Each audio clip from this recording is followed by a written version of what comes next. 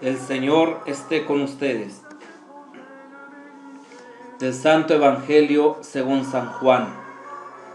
En aquel tiempo Jesús dijo a Nicodemo: no te extrañes de que te haya dicho, tienes que renacer de lo alto. El viento sopla donde quiere y oyes su ruido, pero no sabes de dónde viene ni a dónde va. Así pasa con quien ha nacido del Espíritu. Nicodemo le preguntó entonces: ¿cómo puede ser esto? Jesús le respondió: tú eres maestro de Israel y no sabes esto.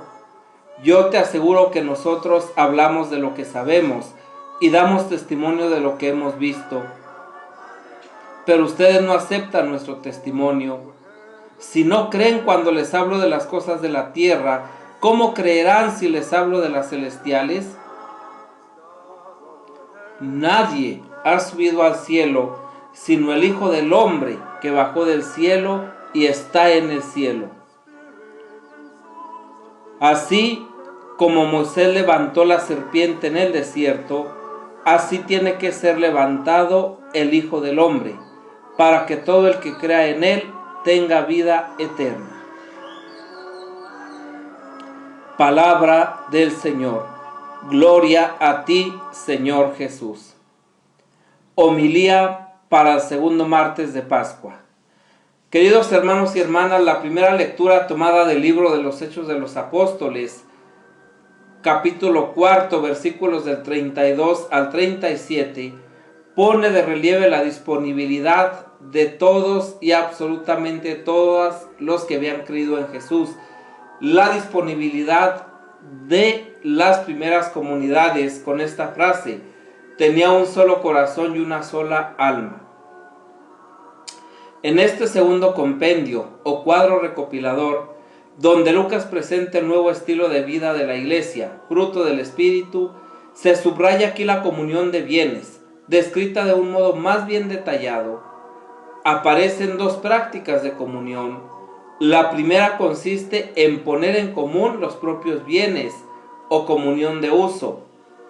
Cada uno es propietario de sus bienes, pero se considera solo administrador de los mismos, poniendo el fruto de los mismos a disposición de todos.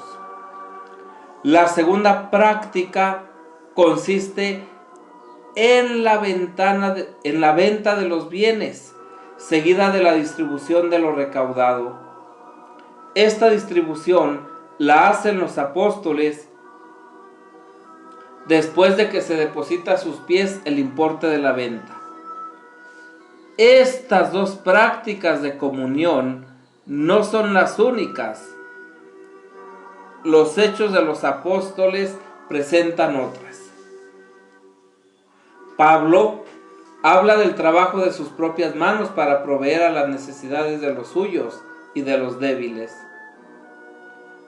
Lo que le importa a Lucas, sobre todo, es mostrar que las distintas prácticas de comunión de bienes están arraigadas en una profunda comunión de espíritus y de corazones.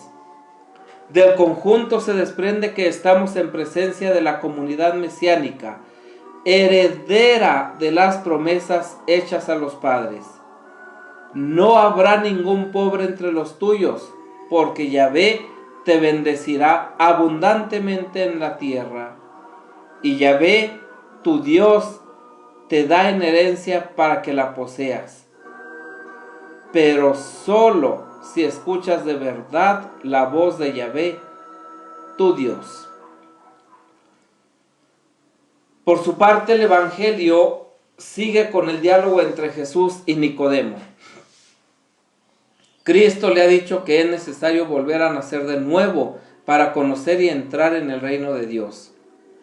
Como Nicodemo, aunque es maestro de la ley, no entiende, Jesús le cita el ejemplo de la serpiente de bronce.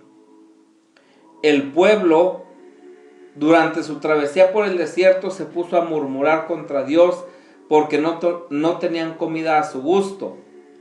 Dios los castigó, ciertamente, mandándoles serpientes venenosas que les provocaban la muerte. La gente se arrepintió. Entonces el Señor mandó a Moisés que fundiera una serpiente de bronce y la colocara en un lugar alto. Los mordidos por las víboras bastaba que vieran la estatua de bronce y salvaban su vida. De manera análoga, Jesús anuncia que ser crucificado y puesto en alto para dar la vida verdadera a todos es necesario. Esto lo garantiza explicando que ha bajado del cielo y por eso es el único que realmente conoce a Dios. Aunque ha bajado como hijo del hombre, esto es plenamente humano, para enseñar a la humanidad el camino de regreso hacia Dios Padre. Nacer de lo alto, de Cristo crucificado, significa seguir a Jesús, que nos amó hasta las últimas consecuencias, dando su vida por nosotros. No solo nos da vida física, como la serpiente de bronce, sino que todo el que cree en Él tiene vida eterna. El amor misericordioso es lo que más vale. No las riquezas, títulos y posesión social que tanto apreciaba Nicodemo y que tenemos el peligro de apreciar y apropiarnos también nosotros. El diálogo de Jesús con Nicodemo se transforma aquí en un monólogo ininterrumpido que el evangelista pone en labios de Jesús. Nos encontramos frente a palabras auténticas de Jesús y a testimonios pospascuales.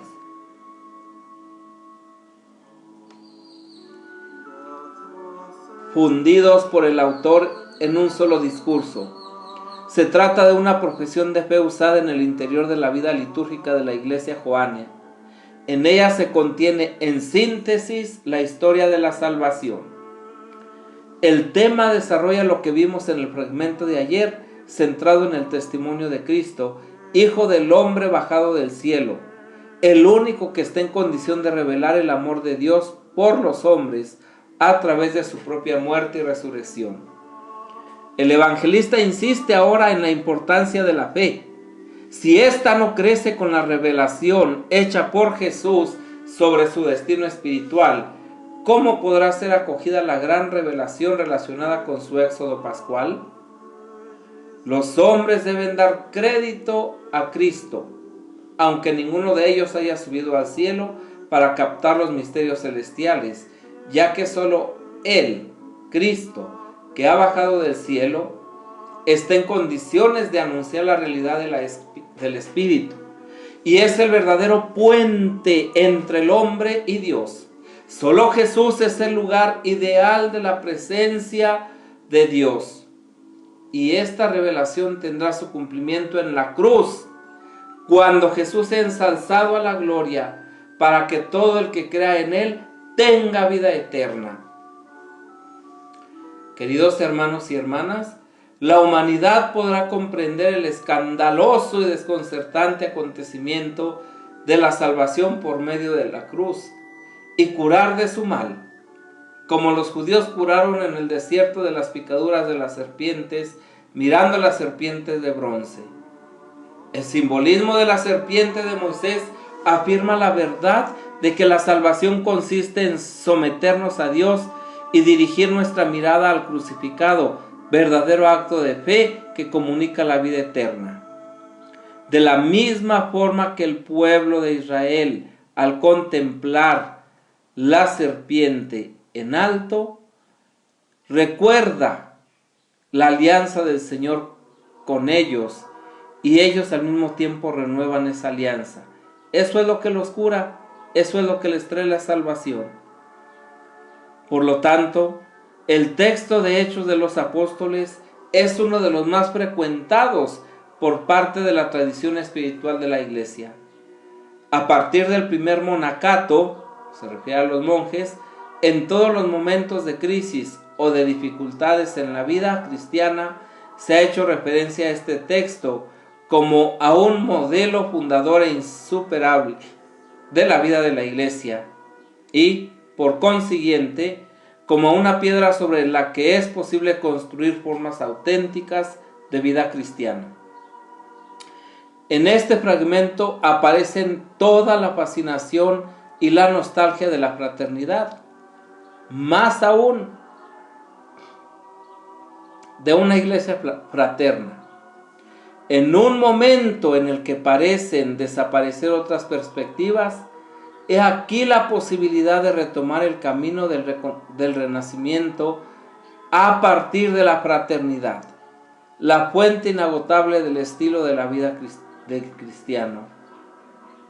La novedad cristiana se expresa sobre todo en la fraternidad, a través de comunidades fraternas, a través de una iglesia fraterna, a través de una mentalidad fraternal que busca por encima de todo crear relaciones fraternas como signo de la venida del reino de Dios.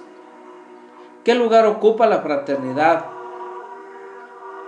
en tus preocupaciones? ¿Qué importancia tiene la construcción de la fraternidad en tu vida espiritual?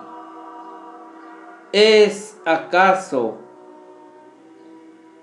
tu espiritualidad una espiritualidad individualista de la que están prácticamente excluidos los hermanos y las hermanas?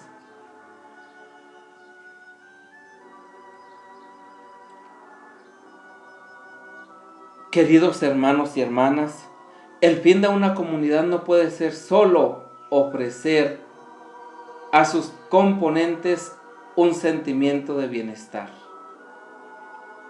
Su objetivo y su significado son más bien hacer que todos los miembros puedan incitarse unos a otros día a día a recorrer juntos el camino de la confianza, con madurez, con lealtad y en medio de la afectividad, que puedan aclarar los malentendidos que se producen, que puedan resolver los conflictos y sobre todo que puedan arraigarse en Dios.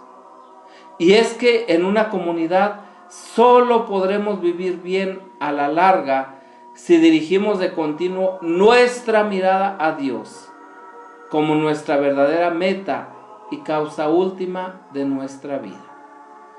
Pidámosle a Jesús resucitado que nos conceda la gracia verdaderamente de ser hombres y mujeres de fraternidad, paz y bien.